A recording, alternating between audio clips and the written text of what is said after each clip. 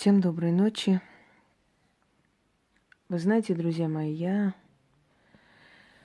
насколько вы уже узнали обо мне, о моих работах, о моем творчестве, насколько вы пересмотрели все мои каналы, вы уже можете сделать выводы о том, что я подарила вам много ритуалов на разных языках, на основе различных этносов, культур, традиций, обычаи, на основе древних песнопений, древних посвящений богам, силам, духам, начиная от Африки, язык суахили, майя, язык народов Конго,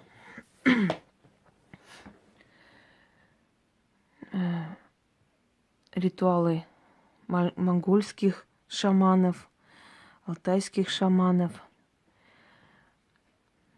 ритуалы на фарси, ритуалы кочевников, ритуалы армянских ведьм, ритуалы грузинских ведьм, ритуалы русского равнинного колдовства, как называли, румынские, латинские, очень много различных ритуалов, которые были мною созданы на основе вот того материала, который я как историк изучала много лет ради интереса или случайно попадались, хотя случайностей не бывает в моей профессии особенно. И все эти ритуалы нашли свое место и отражение в моих книгах, на моих каналах, на моем сайте. Эти ритуалы начали переписывать и берут друг у друга, перепечатывают, вставляют у себя на каналах, на своих каких-то в своих группах по магии, эзотерики и прочее. Правда, уже в последнее время стали отмечать мое авторство, потому что я все-таки своей этой борьбой добилась того, чтобы поняли люди, и до них дошло, что дарить миру свои труды, это не означает отрекаться от своих трудов. Нужно обозначать авторство человека, нужно уважать его работу, его старания, его труды. Мир все-таки понял. Я, наверное, много чего поменяла в этом отношении в мире магии, и это прекрасно. Но невзирая на то, что вы ознакомились и вам было подарено столько работ на различных языках, есть еще один язык, о котором я вскользь говорила, и иногда на этом языке у меня были такие маленькие, скажем так, четверостишья, небольшие такие, грубо говоря, вставки в ритуал. Это язык темных духов. Язык темных духов – это необъяснимый язык, не поддающийся переводам.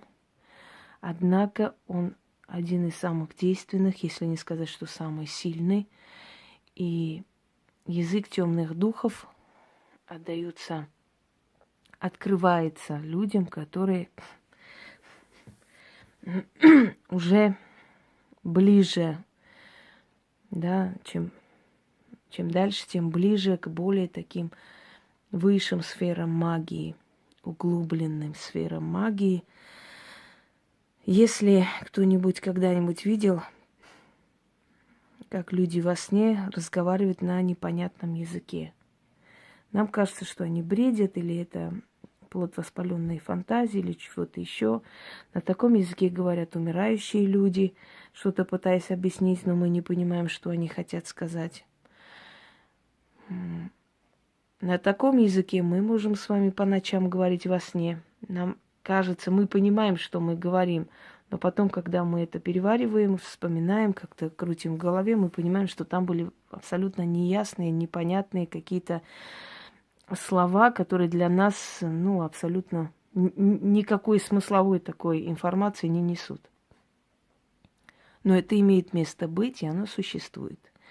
Есть несколько версий. Считается, что каждая нация, каждый народ, каждое поколение, уходя, оставляет пласт информации. Информационный пласт, который остается над нами, который существует. Вот это как пласт земли. Например, объясняю вам как археолог.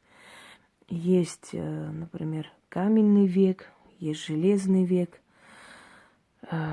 есть бронзовый век и так далее. Вот так вот продолжается, поднимается. Это условные обозначения, разделение тех времен, когда человечество в основном пользовалось камнем как орудием или как инструментом для работы. Потом больше использовали железо, потом бронза, уже более развитые периоды. И как мы делим эти периоды? Есть пласты, слои земли. Когда археологи что-либо находят, то они по слоям этой земли определяют, какой век. Вот никогда вы не задумывались, а как они понимают, например, это там конец 20-го, ой, это слишком перегнуло, там 11 века, да, или начало 15 века. Есть пласты на земле, которые показывают на самом деле вековую принадлежность той или иной местности или крепости. Каждое поколение ложится одним пластом. Каждое тысячелетие имеет свой пласт. Например, когда режут деревья, можно посчитать, сколько лет этому дереву по этим кружкам. Вот каждый год добавляет еще один круг в стволе дерева. Если вот срезать ствол пополам, по этим кружкам можно определить, сколько лет этому дереву. Иногда поражаемся, когда видим, например, старое дерево разрубили, и там вот 300-400 кругов. И вопрос задаем, возможно ли такой возраст дерева? Вполне возможно, жена. Потому что в Армении было такое дерево, называлось, по-моему, дуб был. Кажется, дуб или орешник, сейчас не помню точно. Дерево вартана. Вот, он посадил посадил этот дуб перед тем, как уйти на битву Аваряевскую. Военачальник Вартан Мамиконян. И, собственно, он погиб. Почему я говорю, что дуб сажать опасно? Он там погиб, но дуб остался.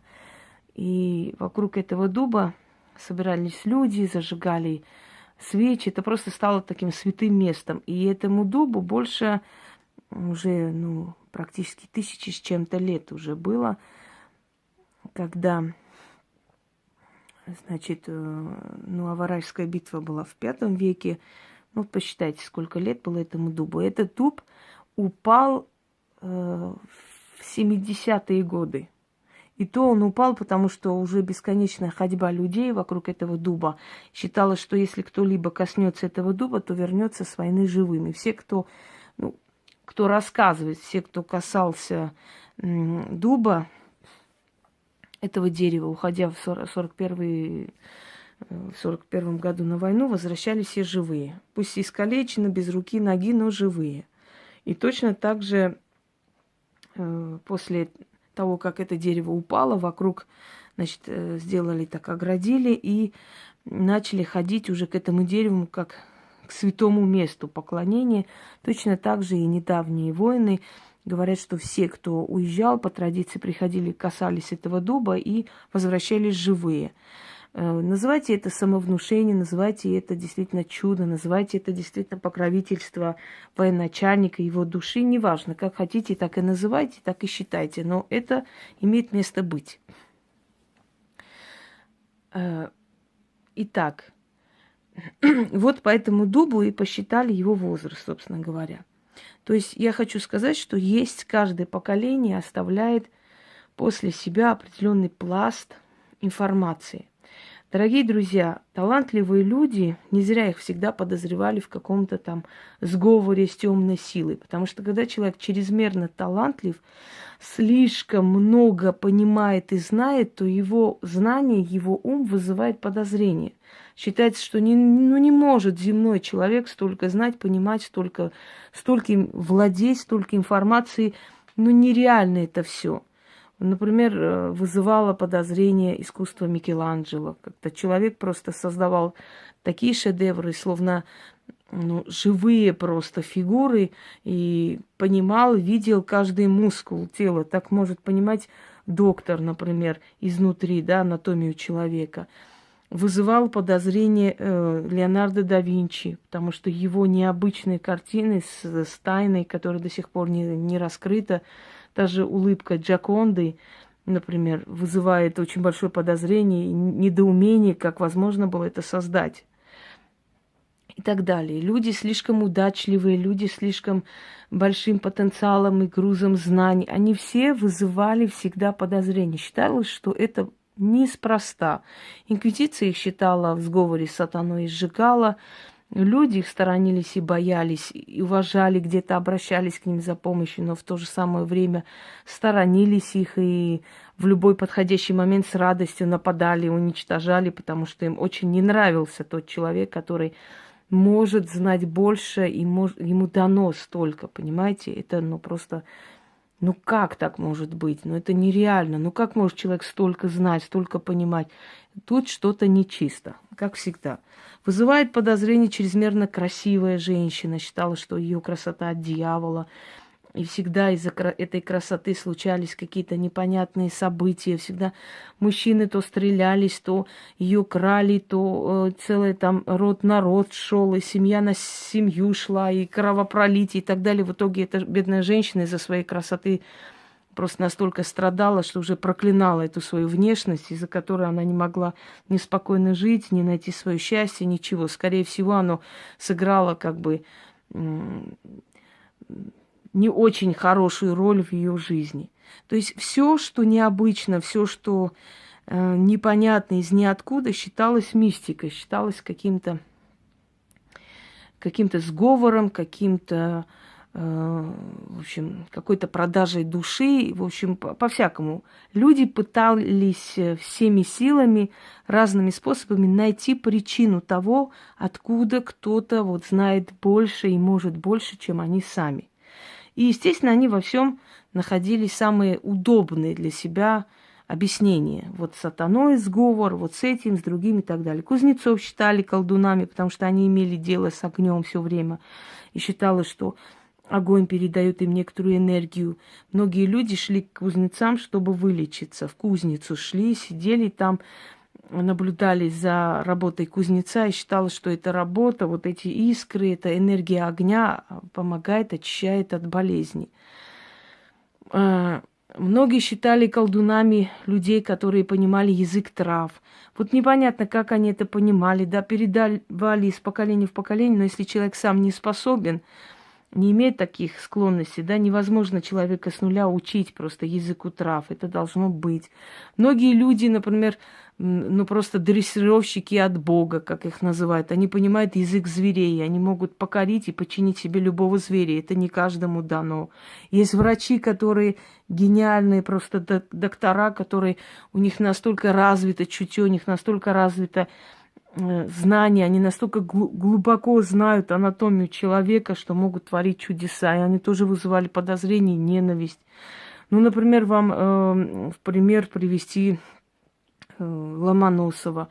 Человек, который был и поэт, и ученый, и переводчик. И сколько было талантов у этого обычного мальчика, который был сыном всего лишь рыбака, который пешком добрался до Петербурга, чтобы получить образование и подняться. Естественно, вызывали ненависть его знаний, естественно, пытались его оттуда смести, всячески этого человека преследовали, и невзирая ни на что, он создал такие, скажем так, он свою лепту внес в науку, и это даже не лепта, это огромный вклад. То есть я хочу сказать о том, что мы не можем объяснить себе и другим, может быть, откуда у кого-либо есть какие-то таланты, какие-то дарования из ниоткуда, откуда человек может написать такую книгу, которая становится шедевром, откуда человек может найти какое-то лекарство. Естественно, понятно, что это все работа его мозга, много лет работы, много лет изучения дает резко результат. Как говорят, Менделееву приснилась таблица, один у нас двоечник был в классе, говорит, повезло Менделееву, лег спать, вот тебе готовая таблица, прославься на весь мир. Но ему же в голову не пришло, что Менделеев к этому шел всю свою жизнь, у него мозг работал, работал, и однажды во сне просто расставил все его знания по местам. И он встал и написал это. Но откуда же это приходит, откуда-то это дается, эта информация из ниоткуда, из пластов. Люди, у которых развито ясновидение, люди, которые могут красиво, скажем, описывать, писать книги художественные, люди, которые талантливые режиссеры из ниоткуда, просто из маленькой книги, они могут такое снять, что это станет мировым просто бестселлером и шедевром. Тот же Марио Пьюзо, который создал фильм «Крестный отец». И если вы почитаете «Крестный отец», это такая маленькая книженция. Да, она интересна, хорошо написана, но как он создал фильм, этот фильм сделал Фрэнсис Коппола создал, да. Этот фильм просто, произведение Марио Пьюзо, в 1000 раз шикарнее показал, понимаете? То есть откуда в человеке есть некое такое чутье, внутреннее понимание, видение мира, таланты, дарования и так далее. Если, например, неоткуда им прийти вот так с воздуха столько знаний. Считалось, что они в сговоре с темной силой, что темная сила им дает эти все знания за что-то. Скажем так, где-то они были правы. Только темная сила, она приводит человека в этот мир для того, чтобы через этого человека передать все эти дарования, знания миру. Значит, не настолько она и темная, и злая сила, как считается. Но темная означает сакральное, сокровенное, не всем подвластная, не всем данная информация, то есть тайные знания, которые даны не каждому и не всем, избранным, скажем так, да. И вот из этих информационных пластов люди вычитывают, кто-то пишет книги, кто-то ясновидит, что будет в мире, кто-то ясновидит, что было у человека, то есть вычитывая с пластов, которые у этого человека, над этим человеком, его информацию вычитывая. Но что означает тайный язык? Язык темных сил. Язык темных сил – это те слова, те выражения, которые знакомы только духом. И они время от времени передают их людям. Иногда люди во сне это видят, иногда люди во сне говорят, но это забывается. Есть люди, которые на непонятном языке садятся и пишут какие-то тексты. И они не понимают вообще значение всего этого, но у них есть очень большая потребность это передать бумаге, это написать. Вот им нужно, вдруг кто-нибудь расшифрует, вдруг кто-нибудь узнает. Есть две версии происходящего. Первая версия о том, что это вымершие языки, это мертвые языки, языки народов, которые исчезли, которых уже нет. То есть они растворились в других языках, народах, извиняюсь, и их язык в том числе ушел. И если от этого языка, скажем так, толку нет, только приходит просто как вычитывается из этих информационных пластов иногда. Вы знаете, когда у человека бывает стресс, у него открывается некое такое второе дыхание. У него открывается как некий портал. Подсознание становится, это состояние измененного сознания. Подсознание берет верх. Что-то раскрывается внутри человека. В этот момент человек может видеть картины, которые раньше не видел. Например, женщина рассказывала, что после того, как ее дочь умерла в реанимации, в общем, она выскочила с больницы, не помня себя, просто шла, куда глаза глядят по Москве, по старым улицам Москвы, как раз Моросейка, эти Лубянка, эти места. И она говорит, что она шла просто сама не своя, курила и просто шла в никуда. И вдруг она видит, такую картину. Дамы в таких старых одеждах, век 18, наверное, мужчины в таких одеждах, которые удивленно оглядываются и смотрят на нее. И она удивляется. Она говорит, у меня промелькнуло почему-то в голове, может быть, здесь снимают фильм. Может, я попала на какую-то площадку. И я, говорит, ожидала, что сейчас меня выведут отсюда, попросят уйти, отойти. Но никто этого не сделал. Просто люди оглядывались, удивленно смотрели на нее. Через некоторое время, когда она пришла в себя и поняла, что она попала в какое-то другое место, хотя в Москве, она говорит, у меня такой появился страх, я подумала, что в какую-то временную воронку провалилась. Поворачиваюсь и вижу, что я стою опять на улице современной Москвы, то есть та же самая улица, здания, машины едут, ничего не изменилось. Что это было? Считается, что наша жизнь не заканчивается, что наша молодость, наше детство, она где-то обитает. И не случайно люди иногда себя видят в детстве. Например, если им становится плохо, они видят всю картину детства. Если у них какое-то вот такое состояние измененного сознания, они могут резко себя в детстве увидеть. Они удивляются. Дорогие друзья, когда я это отчетливо помню, помимо того, что я столько лет вот это все смотрела, видела, эти различные сущности, и вы слышали на прямых эфирах эти все звуки, и шорохи, и что-то падало, и так далее. Помимо всего того, к чему я привыкла, я помню, что я первый раз, когда влюбилась в 15 лет, я видела этого мальчика, вот просто видела его дома. Постоянно. У меня было такое состояние измененного сознания, у меня был такой просто вот такая влюбленность, такое непонятное чувство внутреннее. Я даже не знаю, как это объяснить. Я до сих пор не понимаю, что это было. Но я его видела дома. Он стоял. Он все время стоял перед глазами. И вот в этих песнях, когда там влюбленные говорят, ты все время стоишь перед глазами, это, наверное, реальность. Это не просто выдумка или это не просто романтика. Это реальность, и вот просто необъяснимая, но реальность. Человек просто стоит, ты его видишь все время. Как это происходит, не передать. Но ты находишься в таком каком-то, знаете, измерении, где ты обретаешь некую такую способность увидеть закрытое, сакральное, да, то есть воочию увидеть то, что у тебя в голове, ты материализуешь и видишь перед собой.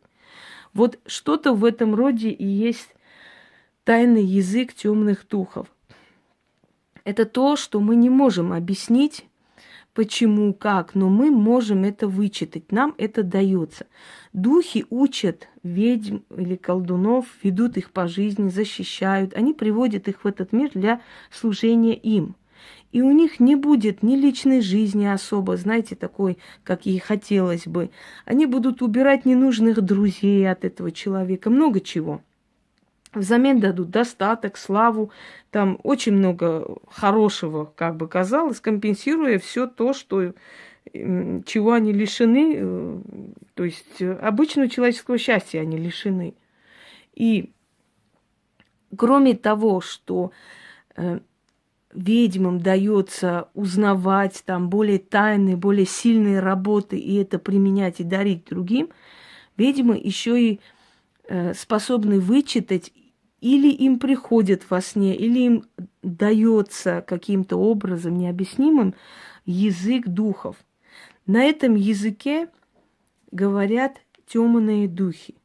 Эти языки могут немножко отличиться друг от друга, но результат один и тот же. Я говорю, к чему вот эту лекцию провела, что я буду постепенно, как я вам в начале года говорила, что будет очень много ритуалов других народов, этносов. Я это провела. И теперь я думаю, что настало время, когда вы готовы к тому, чтобы я начала дарить вам ритуалы на языке духов. То есть то, что я не знаю, что там за слова, я не знаю перевод этих слов, но они все испробованы. Некоторые из них из тетради моих предков, бабушки, прабабушки, тоже древний язык. Говорили, что это халдейский, вавилонский язык, по-разному говорили.